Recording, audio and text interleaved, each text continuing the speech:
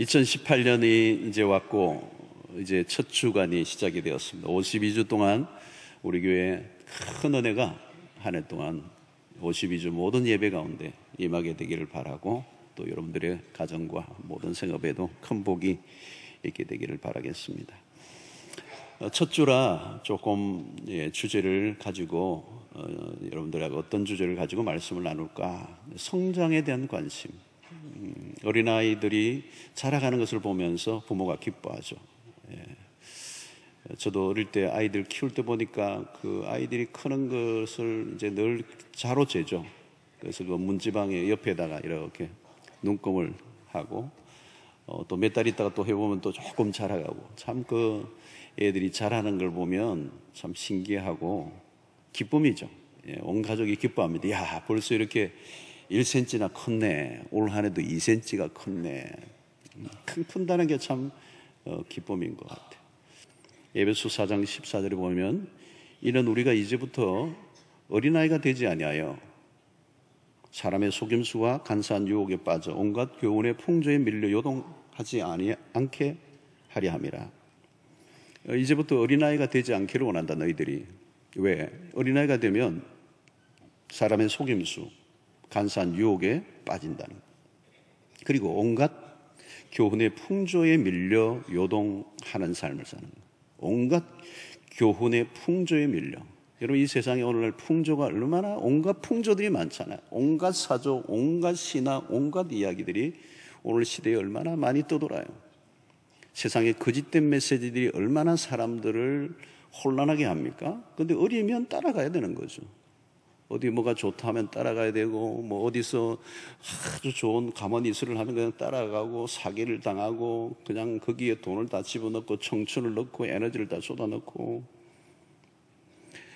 자, 여러분, 오늘 이 성장을 해야 될 이유가 있어요. 성장해야 될 이유.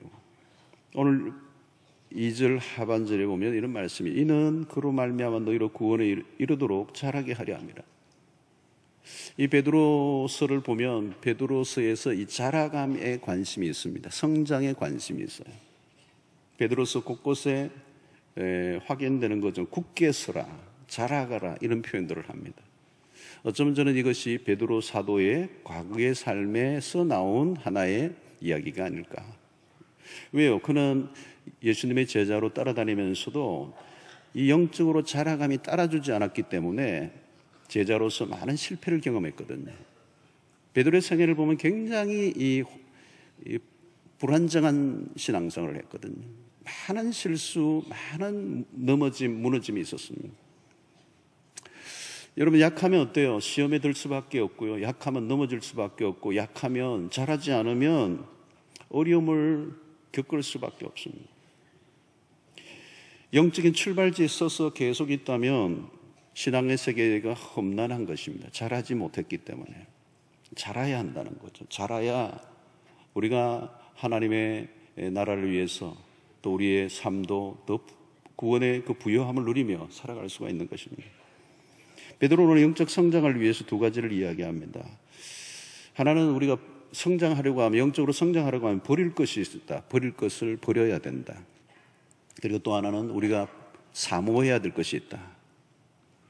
자, 성장을 위해 반드시 버려야 할 5가지를 베드로는 소개합니다. 여러분, 담배를 지속적으로 피우면 니코틴이 폐를 망가뜨리잖아요. 그걸 없애야 돼요. 그런 습관을 버려야 된다는 거예요. 폭식을 하고 폭음을 하면 몸이 망가지는 것과 똑같아. 우리의 성장을 저해하는, 영적으로 자라지 못하게 방해하는 것들이 무엇인가, 그것을 제거해야 된다는 거예요.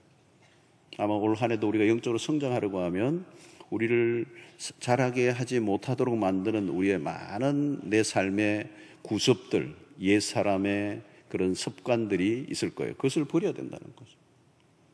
자, 오늘은 여기서 1절에는 5가지를 우리가 소개합니다. 그러므로 모든 악독과 모든 기만과 외식과 시기와 모든 비방하는 말을 버리고, 그리스도 안에 들어왔지만 남아있는 옛 생활의 방식들, 이 삶의 잘못된 태도들, 몸에 익은 옛 습관들을 버리라는 거죠. 자, 여기에서 다섯 가지. 첫 번째, 우리 간단하게 살펴보면 첫 번째는 악독입니다. 악독이라는 것은 의도성을 가지고 남에게 피해를 입히는 것을 말하죠. 이것은 실수로 하는 것이 아닙니다. 우발적으로 일으킨 행동이 아니고 의도적이고 계획적인 모사를 꾸미고 의도적으로 죄를 짓는 질이 나쁜 것을 말하는 것이죠. 기본적으로 나쁜 사람이 있죠, 여러분. 기본적으로 나쁜 사람, 본성적으로 악한 사람들. 실수로 나도 모르게 남을 어렵게 만들 수 있어요.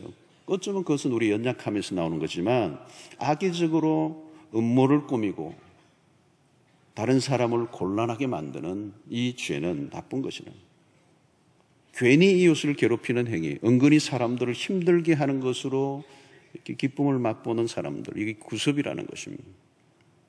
또 기만도 비슷해요. 악독과 비슷한데 낚시 바늘과 같이 고기가 걸려들도록 이렇게 미끼를 이렇게 해서 유인하는 것과 같아요. 다른 사람이 실수를 하게 하거나 연약함이 드러나도록 덫을 놓는 것입니다. 이것 역시 의도적인 악함이에요. 의도성을 가진 죄. 고의적으로 이렇게 하는 것입니다. 고의적인 죄. 자, 이런 것은 드러난 결과보다, 현상 자체보다 그 일을 하는 내면적 동기가 잘못되어 있는 것에 대해서 지적을 하고 있습니다.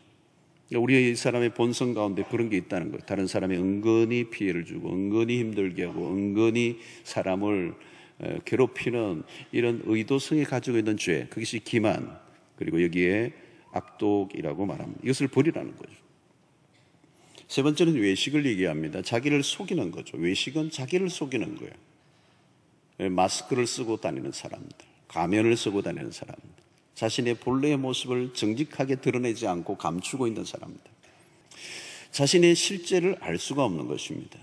가면을 쓰는 사람들. 여러분, 사람들은 이런 마스크를 쓰고 다니는, 교회에 와서도 마스크를 쓰고 있는 것입니다. 말씀을 들을 때도 마스크, 가면을 쓰고 있는 것입니다. 자기가 자기 자신을 정당화하고 자신의 것들을 포장하고 있습니다. 그러고 있는 동안에 하나님의 말씀이 내 영혼에 깊이 들어올 수가 없어요. 왜? 그 마스크로 자기를 철저히 위장하고 나는 괜찮은 사람인 것처럼 꾸미고 있기 때문에. 주님이 가장 신랄하게 책망하신 부류가 누굽니까? 바로 바리새인들이었죠. 바리새인들. 그들은 철저히 자신들을 포장했습니다. 거칠의 경건이었습니다. 말씀 앞에 정직히 서지 않는 것이죠. 그래서 변화가 일어나지 않습니다. 자신의 어떤 외적인 행위로, 종교적인 그런 열심으로 자기를 포장하고 있었기 때문에, 그것을 가지고 가면을 쓰고 자기는 괜찮은 사람인 것처럼 하고 있었기 때문에 결코 하나님의 말씀이 그 안에 스며들을 가지가 않아요. 이런 말씀의 은혜를 받으려고 하면 정직해져야 됩니다. 가면을 벗고 오셔야 돼요. 그리고 하나님의 말씀이 계속 임하면 우리는 우리 자신을 숨길 수 없는 상태가 됩니다. 결국 우리의 신앙은 얼마나 진실할 것인가, 얼마나 진실할 것인가. 아마 한 해 동안 우리의 신앙의 성장을 위해서는 내가 얼마나 진실할 것인가, 하나님의 말씀이 주어질 때 얼마나 내가 정직하게 반응하느냐가 아마 관건일 것입니다. 우리가 열심히 봉사하는 것도 좋지만 그 봉사를 통하여 자신을 치장하는 쪽으로 간다면 위험한 것입니다. 네 번째는 시기를 말하죠. 이 시기도 만만치 않은 문제예요. 미성숙한 특징 중에 하나가 시기심이다. 그 아이들이 시기를 많이 하죠. 별것 아닌 것 가지고 시기를 합니다. 이런 시기심이라고 하는 것은 내가 안 되는 것이 문제가 아니고 남이 잘 되는 게 문제잖아요. 나의 실패가 문제가 아니라 상대의 성공을 보는 것을 매우 고통스러워하는, 다른 사람의 불행을 기뻐하고 다른 사람의 행복을 슬퍼하는 것. 이 시기심입니다. 왜 우울할까요? 다른 사람이 가지고 있는 것을 내가 가지고 있지 않기 때문에. 우리의 본능 안에 감춰져 있는 은밀한 죄의 속성입니다. 이 시기에 다른 얼굴이 결국은 교만이죠. 남이 나보다 잘 될 때 아낌없이 박수를 쳐줄 수 있는가, 그게 성숙도를 결정하는 것입니다. 우리는 구약 이스라엘 1대 왕이었던 사울의 비극을 압니다. 그는 시기심에 가득 차 있어. 결국은 그 시기심이 그의 영혼을 죽이고 그리고 그의 왕권도 비참하게 끝나게 되고 맙니다. 이 시기심은 일종의 포이즌이에요. 독과 같습니다. 그래서 남을 해치기 전에 자기 자신을 먼저 죽이는 독이 시기심이에요. 시기심은 인생의 에너지를 낭비하게 합니다. 그리고 그의 삶을 불행하게 만드는 겁니다. 잠언 14장 30절에 보니까 평온한 마음은 육신의 생명이나 시기는 뼈를 썩게 하느니라. 시기심을 갖고 있으면 어떻게 해요? 뼈가 썩는다는 거예요. 그냥 암과 같은 거죠. 여러분, 우리가 시기심이 찾아올 때 극복하는 비결은 적극적으로 축복하는 것입니다. 시기할 필요가 없습니다. 누가 좋은 것을 누리고 내가 갖지 못한 것을 가지고 있고 내가 누리지 못하는 것을 누리고 있으면 그를 시기할 이유가 없어요. 다 하나님께서 각자에게 주신 본깃을 누리고 살고 있다고 생각하고 그것을 배아파해서는 안 된다는 거예요. 여러분, 시기심만 극복해도 삶이 부유해집니다. 다른 사람의 성공을 진심으로 축복만 해주기만 해도 우리의 삶은 훨씬 더 풍성해질 수가 있습니다. 여러분, 성숙이 뭘까요? 다른 사람을 바라보는 눈이 바뀌는 것입니다. 상대의 허물을 덜치워내는 것이 아니라 덮어주는 것. 복음의 능력이 무엇일까요? 덮어줌. 오늘 우리의 약점과 허물과 실수와 범죄에도 불구하고 하나님은 끊임없이 복음으로 우리를 덮어주셨습니다. 그래서 오늘 우리가 여기에 있습니다. 한 해 동안도 여러분 우리의 모든 관계 안에 비방하기보다 덮어줌의 은혜가 여러분들 관계 안에 있게 되기를 축원합니다. 자, 베드로는 악독과 기만과 위선과 시기와 비방을 버리라. 자, 미성숙의 단계에서 일어나는 특성들이기 때문에 어린 아이들의 속성이기 때문에 그것을 버려라.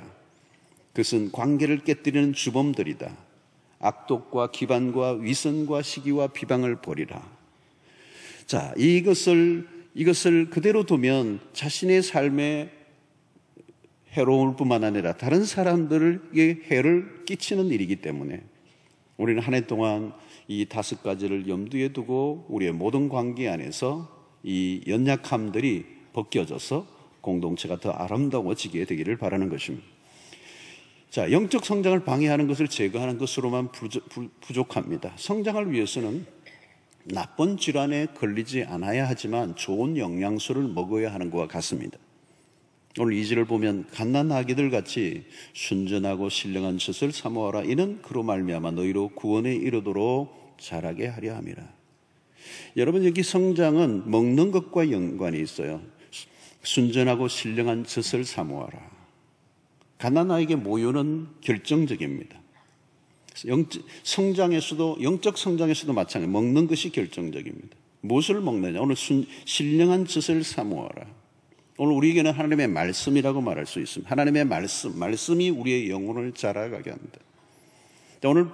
오늘 이 본문의 바로 앞부분에 무슨 내용이 있냐면 1장에 보면 1장 23절에 너희가 거듭난 것은 썩어질 씨로 된 것이 아니요 썩지 아니할 씨로 된 것이니 살아있고 항상 있는 하나님의 말씀으로 되었느니라. 말씀으로 영혼이 거듭난다는 거예요. 너희가 거듭난 것은 썩어질 씨로 된 것이 아니고 썩지 아니할 생명력 있는 그 씨로 된 것이다. 이게 씨는 살아있는 말씀이라는 거예요. 하나님의 말씀. 이 말씀으로 우리의 영혼이 거듭나고 거듭난 생명 안에는 썩지 않을 씨가 있다는 거죠. 이 씨가 뭘까요? 하나님의 말씀이다. 여러분, 말씀의 씨가 영혼에 심겨지면 생명이 태어납니다. 거듭나게 되고 그리고 끊임없이 성장하는 일에 이 말씀이 필요하다고 말합니다. 여러분, 사람은 먹어야 힘을 내요. 사람에게 밥의 힘은 큽니다. 아무리 장사라도 먹지 않으면 힘을 못 씁니다. 우리의 영혼이 그렇습니다. 자, 그런데 오늘 여기서 표현이 뭘까요? 말씀을 갓난 아기들 같이 순전하고 신령한 젖을 뭐라고요? 사모하라는 거예요. 사모하라. 하나님의 말씀에 대한 사모함이 있어야 된다는 거예요. 영적으로 자라는 사람들의 특징이 뭐냐면 사모함이 있어요. 말씀에 대한 사모함이 있어요. 시편 119편 131절에 이렇게 얘기합니다. 내가 주의 계명들을 사모함으로 내가 입을 열고 헐떡였나이다. 지금 아이의 표현과 너무 비슷해요. 아이가 그 엄마 젖을 먹기 위해서 막 헐떡이고 있는 모습. 시편의 시인의 고백이 바로 그거예요. 내가 주의 계명을 사모함으로 내가 입을 열고 헐떡였나이다. 여러분, 말씀에 대한 헐떡임이 있어야 됩니다. 영적 성장을 위해서는 이 하나님의 말씀을 꾸준히 먹어야 되거든요. 꾸준히 먹어야 돼요. 하나님의 말씀을 약으로만 먹는 사람들이 있습니다. 어떤 문제가 있을 때 말씀을 찾아요. 그러니까 문제가 해결돼 버리면 그 말씀을 안 찾는 거죠. 마치 머리가 아프면 진통제를 찾듯이 말씀을 찾습니다. 이 어려운 문제를 해결하기 위해서 말씀을 주세요. 그 말씀이 주고 해결되면 그냥 끝나버리는 거예요. 여러분, 약으로 위기는 넘길 수 있을지 모르지만 성장은 뭘까요? 밥이에요. 매일 먹는 말씀. 올림픽 때 선수들이 순간적으로 힘을 내고자 약물을 복용하다가 논란이 일어나기도 합니다. 하나님의 말씀은 마약 성분과는 다른 것입니다. 반짝 힘을 내는 것으로 끝나버리는 게 아니라는 거예요. 여러분, 아이들이 밥을 안 먹고 초콜릿이나 아이스크림이나 뭐 간식이나 자기가 좋아하는 것만 계속 먹고 밥을 먹지 않으면 어떻게 될까요? 성장하지 않아요. 하나님의 말씀으로 일상 속에서 꾸준히 섭취해야 한다는 거예요. 말씀을 지속적으로 성실히 대하고 그 말씀이 지속적으로 우리에게 주어질 때 영혼이 성장하게 됩니다. 늘 말씀을 가까이 하고 말씀으로 영혼이 성장해 가는 것보다 더 좋은 신앙생활은 없습니다. 충분한 양을 먹어야 되죠. 성장기의 아이들은 먹는 양이 중요합니다. 자, 그 다음에 또 하나 더 있습니다. 이런 성장의 단계 중요한 게 뭐냐면 말씀을 경험해야 됩니다. 히브리서 5장 13절로 14절을 보니까 이는 젖을 먹는 자마다 어린아이니 의의 말씀을 경험하지 못한 자예요. 경험하지 못한 거예요. 말씀을 경험하지 못한, 머리로는 아는데 경험이 안 돼 있어요. 단단한 음식은 장성한 자의 것이니 그들은 지각을 사용함으로, 그러니까 자기의 지각을 사용해야 돼요. 그래서 연단을 받아 선악을 분별하는 자들이니라. 여러분, 신앙은 누가 대리로 해주는 게 아니에요. 하나님의 말씀을 배우고 듣는 거 좋아하지만 그걸로 끝나면 안 돼요. 여러분, 설교자의 설교를 듣는 것으로 끝나면 안 됩니다.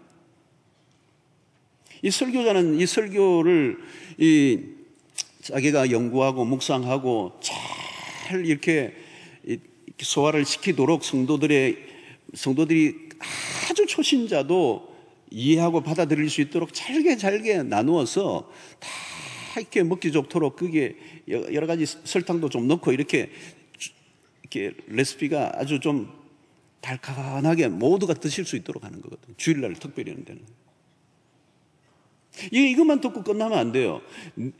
제일 중요한 것은 이제 어느 정도 자라가게 되면 하나님의 말씀을 자기 스스로 펴놓고 본인이 누구에 의해서가 아니고 누가 막 이래가지고 잘게 만들어서 주는 게 아니고 내가 스스로 성경을 펴고 성령의 도우심을 받아 성령으로 기록된 이 말씀을 내 눈으로 내 지각으로 묵상하고 깨닫고 그 진리에 눈이 뜨여지고 그 말씀을 통하여 나에게 들려주고자 하는 하나님의 음성을 들을 수 있는 이게 필요하다는 거예요. 이게 필요하다는 거예요.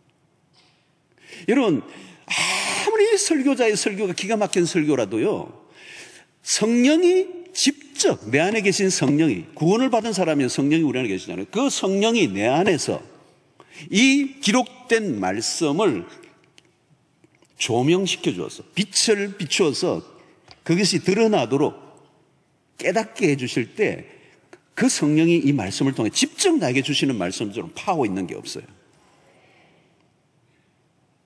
이건 여러분, 내가 설교를 듣고 감동받는 거하고 게임이 안 됩니다. 이건 간접적인 겁니다. 직접적인 거야 돼요. 성령을 통하여 내가 이 말씀이 그 말씀이구나라고 하는 것을 머리끝부터 발끝까지 전율하듯이 지금 마치 하나님이 나에게 말씀을 들려주시는 것처럼 생생한 음성으로 들을 때 그게 이제 능력이 되는 거예요. 지각을 사용해야 된다는 거예요. 오늘 3절에도 너희가 주의 인자하심을 맛보았으면 그리하리라. 이 맛본다는 말 있잖아요. 맛본다. 말씀을 맛본다는 거예요. 맛본다는 거예요. 맛본다는 맛을, 하나님의 선하심을 맛보아 알지어다 그랬잖아요. 이 맛을 본다는 게 굉장히 중요한 거예요, 여러분. 여러분, 주의 말씀에 맛이 어찌 그리 단지요. 맛이 말씀의 진맛. 여러분, 이 진리의 맛은 이건 엄청난 거예요, 여러분. 우리의 영혼의 깊숙한 곳에 뭐 맛집에 가서 아무리 먹어봐야 혀끝만 만족시키는 거고, 이 세상에 아무리 좋은 게 있어도 그거는 감각만 만족시켜주는 거고, 진리의 만족은 내 영혼 깊숙한 곳을 건드려서 만족을 주는 거거든요. 사랑하는 성도 여러분, 이 새해에 이 은혜를 누리시게 되기를 축원합니다. 네, 말씀이 내 속에서 정말 힘이 되고, 이 말씀이 기쁨이 되고, 이 말씀이 내 삶을 이기게 만드는 이 경험. 실제 이 말씀이 내 삶 속에 경험되어져야 됩니다. 그 다음에 또 뭐예요? 이 말씀을 경험하는 단계로 가려고 하면 어떻게 해야 되느냐? 중요한 것은 골로새 3장 16절의 말씀을 보고 있습니다. 그리스도의 말씀이 너희 속에 풍성히 거하여 모든 지혜로 피차 가르치며 권면하고 시와 찬송과 신령한 노래를 부르며 감사하는 마음으로 하나님을 찬송하고. 여기 중요한 것은 그리스도의 말씀이 너희 속에 풍성히 거해야 돼요. 자, 여러분, 우리 안에 뭐가 차 있는가가 중요해요. 그게 오늘 너희 속에 그리스도의 말씀이 풍성히 거하기로 합니다. 그러면 그게 피차 가르치는 거고 권면하는 거고, 그게 시와 찬송과 신령한 노래를 부르고 감사하는 마음으로 이어지는 것입니다. 중요한 것은 내 안에 뭐가 채워져 있느냐예요. 뭐가 채워져 있느냐. 하나님의 말씀이 우리 안에 채워져 있으면 그냥 그 말씀이 생각나게 될 것이고, 그 말씀이 입으로 나오게 될 것이고, 무슨 일을 하든지 그 말씀이 생각날 것이고, 모든 일에 그 말씀을 적용하게 될 것이고, 하나님의 인도를 받아갈 거라는 거예요. 하나님의 말씀이 넘치면 앞부분에 얘기했던 악동과 기만과 시기와 비방과 이런 거 다 없어지는 거예요. 내 안에 무엇이 차 있느냐는 거예요. 무엇이 차 있느냐.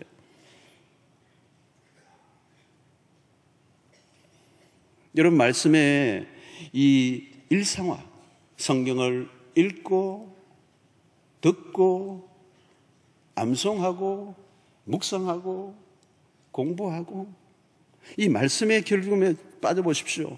여러분, 영적 성장이 그냥 되는 거 아닙니다. 투자해야 됩니다. 투자. 시간과 물질을 들여야 되고요. 우리의 시간의 많은 부분의 영적 성장을 위해서 에너지를 쏟아야 되는 거예요.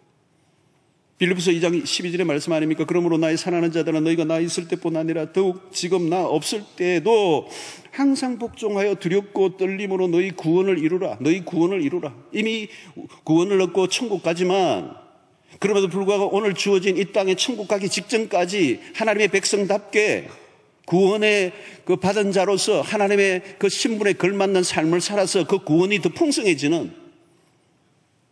그래서 에베소 4장 15절에 오직 사랑 안에서 참된 것을 하여 범사에 그에게까지 자랄지라. 그는 머리는 곧 그리스도라. 누구에게까지 자라가요? 그에게까지, 그리스도에게까지. 우리의 초보를 버리고 연약함을 극복하고 구원의 풍성함을 누리고 장성한 자로 세워지기를 하나님이 원하시는 거예요. 사랑하는 성도로 이 2017년 우리 모두가 영적으로 성장하는 한 해가 되시기를 축원합니다. 여러분, 성장하면 유치한 게 떠나가요. 유치함이 우리의 인생에 얼마나 많은 에너지를 쏟습니까? 유치한 것 때문에 정말 보잘것없는 별 볼 일 없는 것 가지고 거기에 에너지를 쏘고, 거기에 우리의 삶에 관심을 쏟고, 별것 아닌 것 때문에 넘어지고 깨어지고. 여러분, 왜 그래요? 성장하지 않았기 때문에. 여러분, 영적으로 성장하면 그냥 이게 뭐 교회에서 믿음 생활 잘해서 뭐 집사되고 장로되고 그런 개념이 아니고요. 영적으로 성장하면요, 멋있는 삶을 살아요. 하나님의 기쁨이 되고요, 자신의 삶이 홀로도 못 견디는, 주체도 못하는 정도로 살면 남 도움 받아야 되고요, 남에게 나도 모르게 피해주는 인생을 살아요. 영적으로 성장하면 나도 반듯하고 주변의 사람 도와주고 공동체 세워가고, 영적 성장하면 일반의 일상의 삶 속에서 승리의 삶을 삽니다. 아무리 사람들이 힘들게 나를 힘들도 그것 때문에 시험들과 어려움 당하지 않고 오히려 그들을 축복할 수 있는 그런 영적인 그런 성숙함이 일어나서 세상 속에서도 넉넉히 승리하고 또 어디에서나 인정받는 탁월한 하나님의 백성으로 살아가게 될 줄로 믿습니다. 성장하여 하나님 앞에 귀하게 쓰임받는 여러분들 되시기를 주의 이름으로 축원합니다.